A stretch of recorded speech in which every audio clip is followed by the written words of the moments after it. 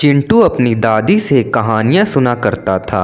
उसकी दादी उसे बहुत सी कहानियाँ सुनाया करती थीं, पर चिंटू को सिर्फ परियों और अनोखी दुनिया की कहानियाँ सुननी पसंद थीं। वो अनोखी दुनिया जहाँ पर सुंदर पेड़ हैं, चॉकलेट की नदियाँ बहती हैं, पेड़ों पर केवल चॉकलेट, आइसक्रीम और टॉफियाँ उगती हैं। चिंटू का मन ऐसी कहानियां सुनकर मोहित हो जाता था और वो वहां जाने की सोचता रहता था। यहाँ तक कि वो सपनों में भी अनोखी दुनिया को देखता रहता था। उसने इस दुनिया का अपना अलग नाम भी रख दिया था।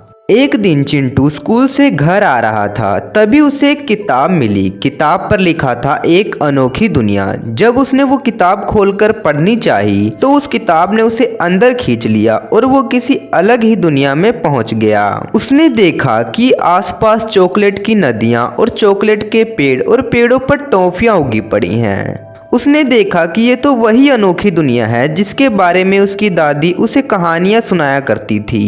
वो बहुत खुश हो गया। वो इधर उधर भागने लगा और वो कभी चॉकलेट के पेड़ पर चढ़ता, कभी चॉकलेट की नदी में तैरता। उसकी खुशी का कोई ठिकाना ही ना रहा। वो सारा दिन चॉकलेट खाता रहा। फिर रात होने लगी, तभी उसे एक घर दिखाई दिया जो चॉकलेट का बना हुआ था। चिंटू वहां जाकर सो गया। फिर अगले दिन वो उठकर इधर उधर घूमने लगा और चॉकलेट टॉफियां खाने लगा। कुछ दिन तक तो ऐसा ही चलता रहा। फिर उसके दांत खराब होने लगे और ज्यादा टॉफियां खाने से उसके दांतों में कीड़ा भी लग गया था। ज्यादा मीठा खाने के कारण उल्टियां भी लग गई थी। उसकी हालत दिन प्रतिदिन खराब होने लगी। अब वो घर जाना चाहता था। घर जाकर अपने मम्मी पापा, दादा दादी और दोस्तों से मिलना चाहता था।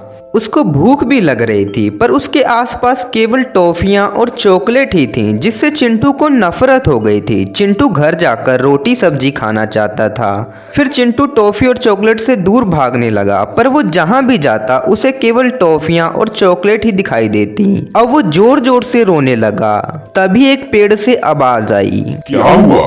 तुम तो अनोखी दुनिया में आना चाहते थे, सारा दिन चॉकलेट टॉफियां खाना चाहते थे, तो अब रो क्यों रहे हो? चिंटू ने देखा कि पेड़ से आवाज आ रही है। चिंटू ने पूछा, कौन है आप? फिर पेड़ ने जवाब दिया, मैं पेड़ों का राजा हूँ, चॉकलेट टॉफियां उगाता हूँ। तुम इस दुनिया में आना चाहते थे, तो अब रो क्यों रहे हो? फिर चिंटू ने जवाब दिया, हाँ, मैं अनोखी दुनिया में आना चाहता था, पर अब मैं समझ गया हूँ कि सारा दिन चॉकलेट खाकर कैसा लगता है और मम्मी पापा से दूर रहकर उनकी याद भी आती है। अब मुझे यहाँ नहीं रहना। ये कहकर वो फूट फूट कर रोने लगा। फिर पेड़ ने कहा, अब तुम्हें सबक मिल गया है, अब तुम जा सकते हो। चिंटू ने इधर उधर देखा कि वो तो उसी रास्ते पर पहुंच गया था जहां से वो अनोखी दुनिया में गया था। वो बहुत खुश हो गया और घर की तरफ भागने लगा। वो भागते भागते घर पहुंच गया तो उसने देखा कि उसकी माँ रो रही थी। चिंटू को देखते ही माँ ने चिंटू को गले से लगा लिया और पूछा कि तुम 3 दिन से कहाँ थे? तभी चिंटू ने कहा कि मैं बस रास्ता भटक गया था। Thanks for watching the story and don't forget to subscribe my channel and share this video with your friends and family.